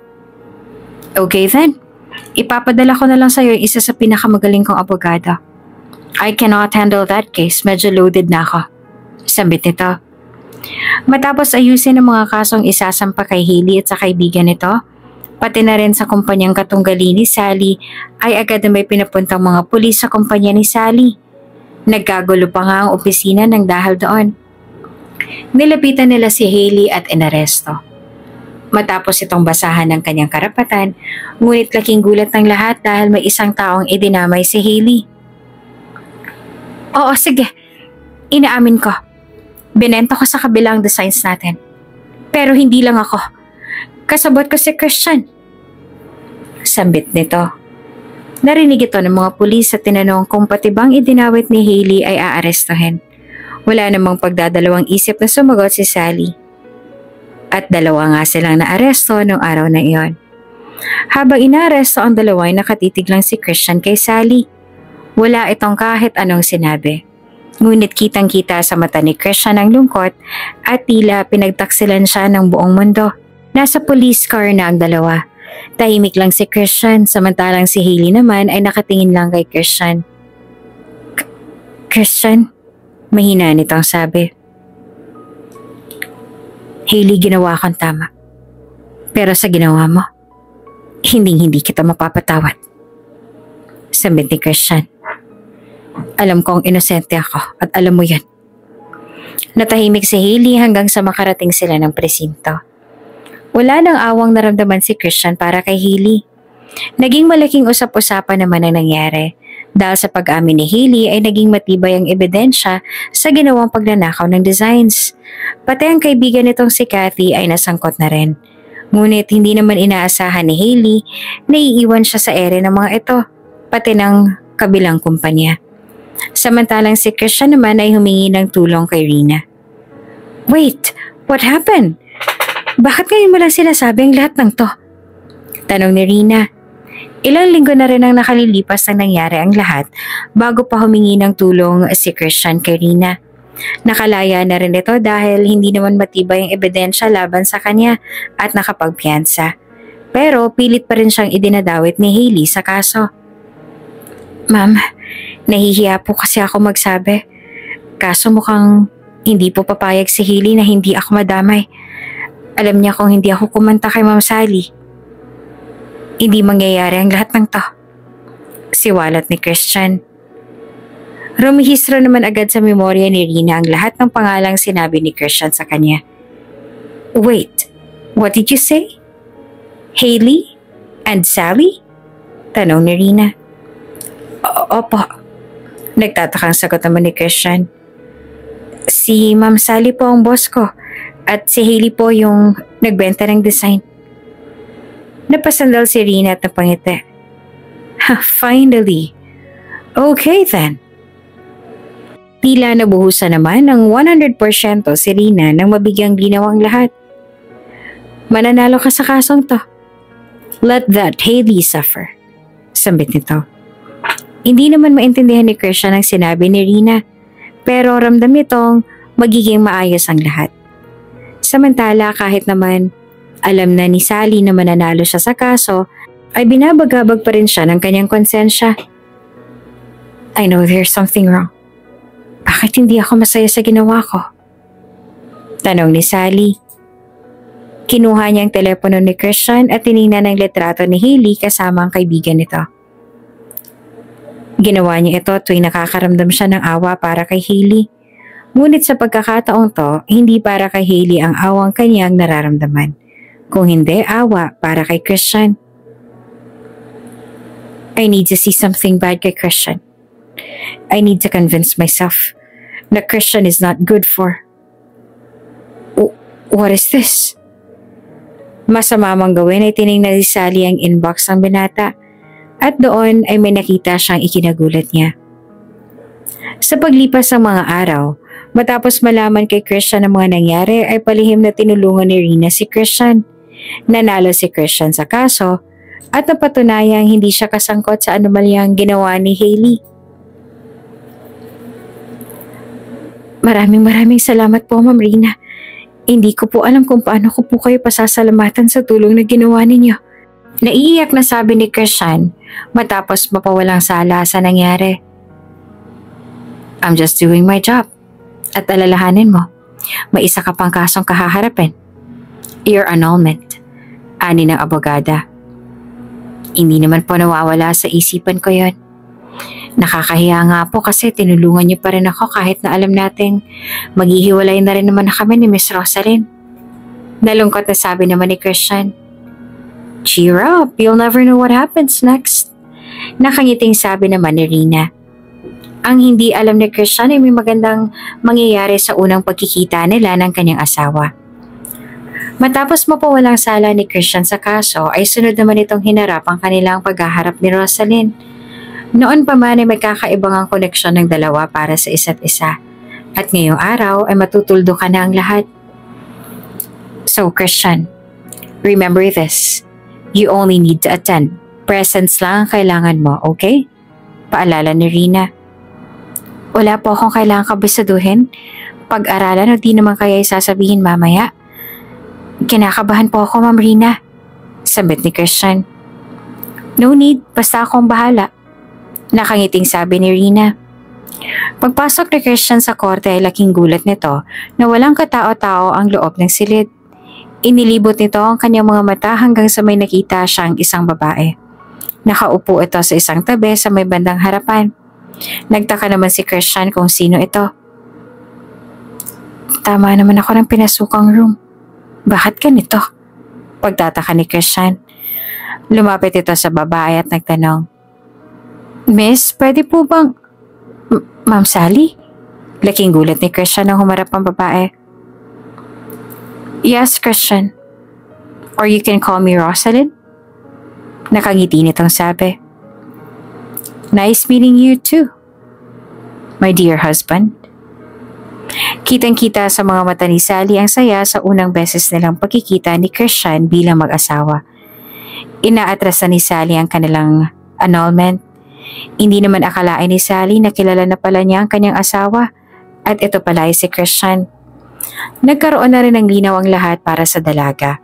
Kung sino si Lenny na nakita niyang nakayakap ni Christian sa restaurant. Nang nabasa ni Lenny ang conversation nila, doon ito nalaman na magkaibigan lang talaga sila at kung ano-ano pang pinanghihinalaan niya sa binata. Nandoon din ang conversation nila ni Rina kung saan ay palagi siyang kinakamusta ni Christian. Baganat alam ito ni Sally ay hindi ito makapaniwala na kahit pinatigil niya na ito sa pagpapadala ng kung ano-ano ay tuloy pa rin palang pangangamusta nito sa kanya. Wala ring araw na hindi kinakamusta ni Christian si Sally at sa bawat text nito tungkol sa kanya ay natutunaw ang kanyang puso. Natatawa na lang si Sally dahil ang kanyang kinatatakutan na asawa ni Christian ay siya pala mismo. Sa kabilang banda ay hindi rin inaasahan ni Rina ang kanyang mga natuklasan. Kaya nang nalaman ni Rina na ang sinampahang kaso ni Sally ay ang kanyang asawa ay dali-dali itong sinabi sa kanyang kaibigan. Ngunit huli na ang lahat dahil alam na rin pala ni Sally ang katotohanan. Ibig sabihin, Mamay, Miss Rosalind, ikaw po yung asawa ko? Tanong nito. Oo, nakakagulat diba? Ako rin nga, nagulat na pinaglaruan tayo ng tadhana. Sambit ng dalaga.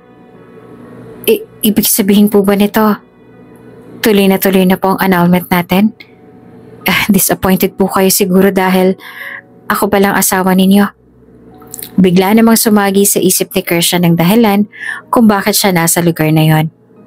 Masaya siya dahil sa wakas ay nakita na sila. Ngunit panandalian lang ang saya dahil ito na rin ang simula ng kanilang paghihiwalay bilang mag-asawa. Kung gusto mong ituloy, ako kasi gusto ko magsimula tayo sa umpisa.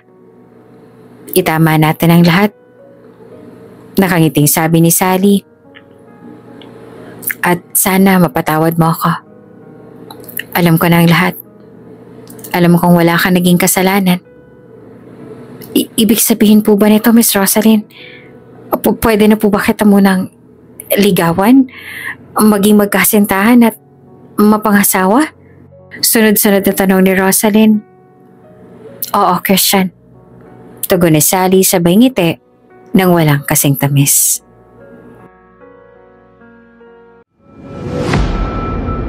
Kung bago ka pa lang sa channel na ito, Ate Jane TV, huwag kalimutang pindutin ang notification bell and subscribe button. Sana po hindi naman malaking abala sa inyo ang pagpindot ng subscribe button dahil ang kapalit po nito ay ang pagsuporta para makapag-produce ng mga libreng stories sa mga channels ni Ate Jane. Maraming salamat!